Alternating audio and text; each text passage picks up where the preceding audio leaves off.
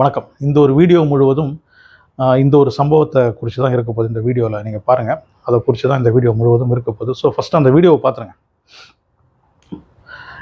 என்ன நடந்திருக்குன்னு தெரியுதா? இது பாலக்காடு கண்ணாடி அப்படின்ற இடத்துல நடந்த ஒரு சம்பவம்.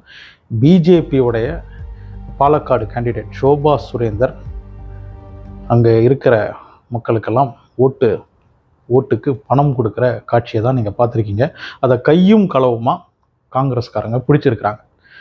ஷோபா சுரேந்தர் ஒரு காரில் 2-3 பேரோட போகிறாங்க. ஒரு வீடாக போகிறாங்க. அதில் ஒரு வீட்டில் போயிட்டு ஒரு வயதான பெண்மணி, அந்த வயதான பெண்மணியுடைய கையில் கொஞ்சம் 500 ரூபாய் நோட்டெல்லாம் வச்சுட்டு கையில் கொடுத்துட்டு உடனே ஓடி வந்துடுறாங்க. அந்த காட்சியை காங்கிரஸ்காரங்க படம் பிடிச்சிடுறாங்க. அந்த ஷோபா சுரேந்தருடைய காருக்கு பக்கத்தில் போயிட்டு இந்த காங்கிரஸ்காரங்க வண்டியை நிறுத்தி சேச்சி அப்படின்னு கூப்பிட்றாங்க. அதாவது அக்கா அப்படின்னு அர்த்தம் மலையாளத்தில். இதெல்லாம் சரியா? இப்படி பண்ணலாமா?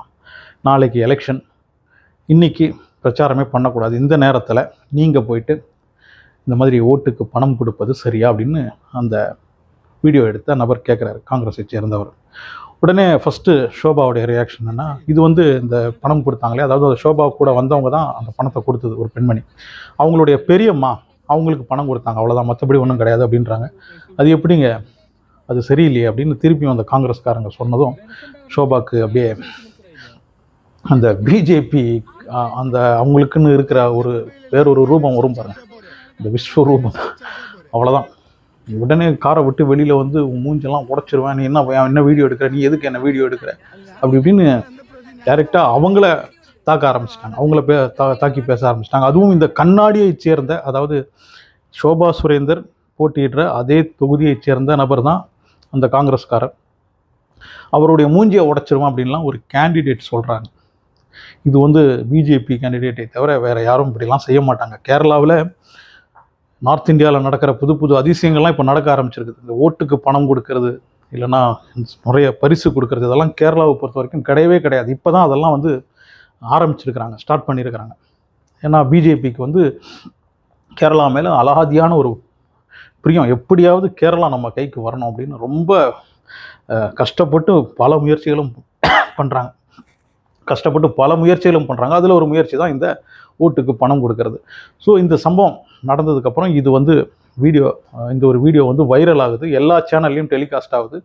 உடனே அந்த பெண்மணி, ஷோபா கிட்டேருந்து பணம் வாங்கின அந்த வயதான பெண்மணியிடம் போய் பத்திரிகையாளர்கள்லாம், டிவி சேனல்லாம் போய் பேட்டி எடுக்கிறாங்க. எனக்கு மருந்துக்கு பணம் தேவை இருந்தது, நிறைய பேர்கிட்ட நான் கேட்டேன், கிடைக்கல. ஆனால் ஷோபா கிட்ட கேட்டபோது கிடைச்சது, ஷோபா சுரேந்திரன் கிட்ட கேட்டபோது கொடுத்தாங்க அப்படின்னு அவங்க சொல்கிறாங்க. அதுக்கு காரணமாக உடனே பணம் கொடுத்தாங்களா? ஆமாம், பணம் கொடுத்தாங்க அப்படின்றாங்க. இந்த வீடியோ வெளியில் வந்ததும் உடனே பிஜேபிக்காரங்கெல்லாம் போய் அடுத்த 2-3 வீடியோ இவங்க ஆளுங்களை செட் பண்ணி நேராக அந்த வயதான அம்மா கிட்ட போயிட்டு திருப்பியும் வேறு வீடியோ, அதாவது அவங்க நான் பணம்லாம் வாங்கலை, அது என் கையில் இருந்த பணம் தான் அப்படின்லாம் சொல்லி மழுப்ப பார்க்குறாங்க. ஆனால் இதில் என்ன பிரச்சனைனா, ஷோபாக்கு ஃபஸ்ட்டு இந்த வீடியோ எடுத்து மாட்டினாங்க பாருங்கள். அந்த நேரத்தில் அவங்க என்ன சொன்னாங்கன்னா, இந்த பெண்மணியுடைய பெரியம்மா அதனால தான் பணம் கொடுத்தாங்க அப்படின்னு ஃபஸ்ட்டு அவங்க ஒத்துக்கிட்டாச்சு. பணம் கொடுத்ததை ஷோபா சுரேந்தர் ஃபஸ்ட்டு வீடியோலேயே ஒத்துக்கிட்டாச்சு. அதுக்கப்புறம் அந்த வயதான அம்மா பணம் வாங்கலை, அது அவங்க பணம் அப்படின்னு சொல்கிறதுலலாம் எந்த அர்த்தமும் இல்லை. அது எப்படி அந்த வாதம் எப்படியுமே எடுபடாது. ஏன்னா ஃபஸ்ட்டு ஷோபா சுரேந்தர் பணம் கொடுத்ததை ஒத்துக்கிட்டாங்க. இப்போது மாட்டியாச்சுன்னு தெரிஞ்சு போச்சு ஷோபா சுரேந்தருக்கு. உடனே அந்த விக்டிம் கார்டை எடுக்கிறாங்க. பிஜேபியுடைய விக்டிம் கார்டு தெரியும் இல்லையா? என்னென்ன எடுப்பாங்க? ஒன்று முஸ்லீம்ஸ், இன்னொன்று பெண்கள் மீது தாக்குதல். ஸோ ஷோபா சுரேந்தர் இந்த காரில் காங்கிரஸ்காரங்க வீடியோ எடுத்தாங்க பாருங்கள். அவங்கெல்லாம் நைட்டு எங்கள் வீட்டுக்கு அவங்களுடைய அம்மா வயசு எனக்கு இருக்கும், அப்படி இருந்தும் என்கிட்ட ரொம்ப மோசமான ஆக்ஷன்லாம் காட்டினாங்க அப்படி இப்படின்னு அவங்க மேலேயே குற்றம் சாட்டி இவங்க அந்த விக்டிம் கார்டை ப்ளே பண்ண ஆரம்பிச்சிட்டாங்க. அது மட்டும் இல்லை, மீடியா ஒன் அப்படின்ற சேனலை நான் சும்மா விட மாட்டேன், அவங்க தான் இந்த மாதிரி பிளான் பண்ணாங்க அப்படின்னு வேற சொல்கிறாங்க. இந்த மீடியா ஒன் அப்படின்றது ஜமாயத் இஸ்லாம் அப்படின்ற ஒரு முஸ்லீம் விபாகத்துடைய ஒரு சேனல். ஸோ அங்கே அந்த சேனலை பற்றி சொன்ன உடனே என்ன ஆகும், முஸ்லீமுடைய சேனல், அப்புறம் விக்டிம் கார்டு, அதாவது பெண்கள் மீது தாக்குதல், இப்படின்னு அந்த பிஜேபி கொண்டு வருவாங்க பாருங்கள் அந்த நரேட்டிவ், அதை அப்படியே செட் பண்ணுறாங்க. ஆனால் கேரளாவை பொறுத்த வரைக்கும் அங்கே இருக்கிற பத்திரிகையாளர்கள்லாம் அந்த பிஜேபிக்கு மொத்தமாக அடிமை கிடையாது. அவங்க மேலே கேள்வி கேட்க ஆரம்பிக்கிறாங்க. அது எப்படிங்க, நாங்கள் தான் வீடியோவில் ஃபுல் ப்ரூஃபோட பார்க்குறோமே அப்படின்னா பணத்தை கையில் வாங்குறத பார்த்தீங்களா அப்படின்னா அந்த வீடியோவில் வந்து கை வைக்கிறது தான் தெரியுது, பணம் கரெக்டாக க்ளோஸ்அப்பில் அவங்களால எடுக்க முடியல அப்படின்றதுனால அதை வச்சு ப்ளே பண்ணுறாங்க. பணம் கையில் கொடுக்குறத பார்த்தீங்களா அப்படின்னு. கூட வந்தவங்களுடைய சொந்தக்காரங்க அதனால தான் பணம் கொடுத்தோம் அப்படின்னு இதே ஷோபா சுரேந்தர் ஃபஸ்ட்டு வீடியோவில் சொல்கிறாங்க. ஆனால் அதுக்கப்புறம் பணம் கொடுக்கல, பணம் கொடுத்ததை பார்த்தீங்களா அப்படின்னு அவங்களே வாதாடுறாங்க. அதுவும் அங்கே வீடியோ எடுத்தவங்கள மூஞ்சை உடச்சிருவேன், அதை உடச்சிருவேன், இதை உடச்சிருவேன் அப்படின்னு கேரளாவில் அந்த பிஜேபியுடைய அந்த நார்த் இந்தியன் ஸ்டைல் பொலிட்டிக்ஸை வந்து கொண்டு வர ஆரம்பிச்சிருக்கிறாங்க. அது ஓரளவுக்கு இந்த மாதிரி விஷயங்கள் நடக்க ஆரம்பிச்சிருக்கு. ஆனால் அதை இந்த எலெக்ஷனில் தெரியும் அதை தலை தூக்க விட்டுருக்காங்களா இல்லையா அப்படின்னு. பாலக்காடை பொறுத்த வரைக்கும் வந்து இந்த ஷோபா சுரேந்தரும் அப்புறம் காங்கிரஸை சேர்ந்த ரமேஷ் பிஷாரடி இவங்களுக்குள்ள தான் கடுமையான போட்டி. அங்கே எல்டிஎஃப் கேரளாவை பொறுத்த வரைக்கும் எல்டிஎஃப் தான் ரொம்ப ஸ்ட்ராங்கான பார்ட்டி, காங்கிரஸ் எல்டிஎஃப் தான். ஆனால் பாலக்காடில் எல்டிஎஃப் வந்து ஒரு ரொம்ப வீக்கான ஒரு கேண்டிடேட், அதுவும் ஒரு முஸ்லீம் கேண்டிடேட்டை போட்டிருக்காங்க. ஏன்னா பாலக்காடை பொறுத்த வரைக்கும் அங்கே வந்து ஹிந்துஸ் ரொம்ப அதிகமாக இருக்கிற இடம், அதுவும் பிஜேபிக்கு சப்போர்ட் அதிகமாக இருக்கிற இடம். அங்கே எல்டிஎஃப் வந்து அதாவது சிபிஎம் பினராயி விஜயனுடைய கட்சி வந்து ஒரு முஸ்லீம் கேண்டிடேட்டை போட்டிருக்காங்க. ஏன்னா ஷோபா சுரேந்தர் அங்கே ஜெயிக்கணும், எல்டிஎஃப்கே ஷோபா சுரேந்தர் அங்கே ஜெயிக்கணும்னு இருக்குது. அது ஏன் எல்டிஎஃப் வந்து ஷோபா சுரேந்தர் ஜெயிக்க வைக்கிறதுக்கு ட்ரை பண்ணுறாங்க அப்படின்னு கேட்குறீங்களா? நம்ம தமிழ்நாடு மாதிரி தான். ஸ்டாலினுடைய குடும்பத்தை காப்பாற்றுறதுக்கு சில உள்குத்து வேலைகள்லாம் செய்கிறதுக்காக ஸ்டாலின் அப்பப்போ டெல்லி போயிட்டு வருவார். அவங்க குடும்பத்தை காப்பாற்றுறதுக்காக மாட்டினவங்கள லஞ்சத்தில் அதில் இதில் மாட்டினவங்களெல்லாம் காப்பாற்றுறதுக்காக தான் அடிக்கடி டெல்லி போகிறாரு. அமித்ஷாவையும் மோடியெல்லாம் சந்திச்சுட்டு வரார். அதே மாதிரி பினராயியுடைய மகளும் ஒரு பிரச்சனையில் மாட்டியிருக்கிறாங்க. ஸோ அதிலேருந்து தப்பிக்கணும் அப்படின்னா ஏதாவது ஒரு இடம் 2 இடமாவது பிஜேபிக்கு கொடுத்தே ஆகணும் இல்லையா? அதனால் இதுக்கு முன்னாடி திரிசூரை கொடுத்தாங்க. கடந்த நாடாளுமன்ற தேர்தலில் சுரேஷ் கோபியை அப்படி தான் ஜெயிக்க வச்சாங்க. சிபிஎம்காரங்கெல்லாம் கிராஸ் ஓட்டிங் நடந்ததுங்க. அப்படி தான் சுரேஷ் கோபி ஜெயிக்கிறாரு. ஏன்னா இந்த ஒரு பிரச்சனை ஓடிக்கிட்டு இருந்தது, பினராயி விஜயனுடைய மகளுடைய பிரச்சனை. இப்போது இங்கே பாலக்காடும் பிஜேபிக்கு கொடுக்குற அந்த ஒரு முயற்சியில் இருக்காங்க. ஆனால் பாலக்காடை பொறுத்த வரைக்கும் காங்கிரஸுடைய ரமேஷ் பிஷாரடி ரொம்ப ஸ்ட்ராங்கான ஒரு கேண்டிடேட். அவர் வந்து ஃபஸ்ட்டு முறை நிற்கிறாரு.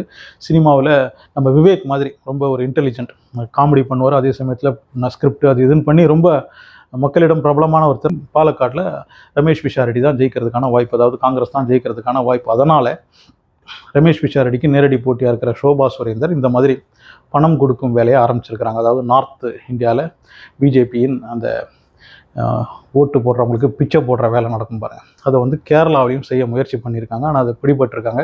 இது இப்போ பெரிய வைரலாக இருக்குது. கேரளாவிலலாம் இந்த மாதிரி சம்பவம்லாம் இது வரைக்கும் எந்த ஒரு கேண்டிடேட்டும், அதுவும் ஸ்ட்ரெயிட்டாக கேண்டிடேட்டே நேராக போய் பணம் கொடுக்கறதெல்லாம் வந்து நடந்ததே கிடையாது. ஸோ இது பெரிய விஷயமா கேரளாவில் பேசப்பட்டுக்கிட்டு இருக்கு.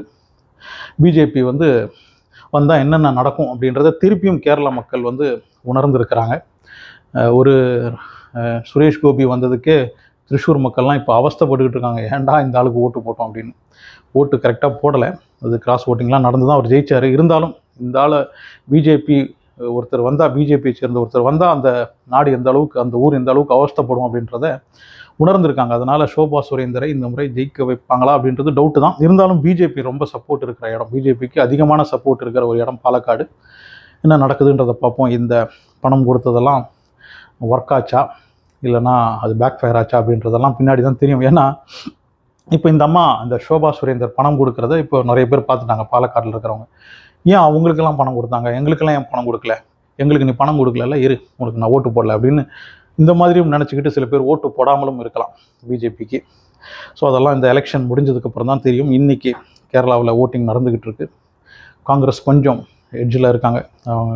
எல்டிஎஃப் யூடிஎஃப் அப்படின்னு பார்க்கும்போது, அதாவது சிபிஎம் காங்கிரஸ் அப்படின்னு பார்க்கும்போது காங்கிரஸுக்கு கொஞ்சம் வாய்ப்பு அதிகமாக இருக்குது ஜெயிக்கிறதுக்கு.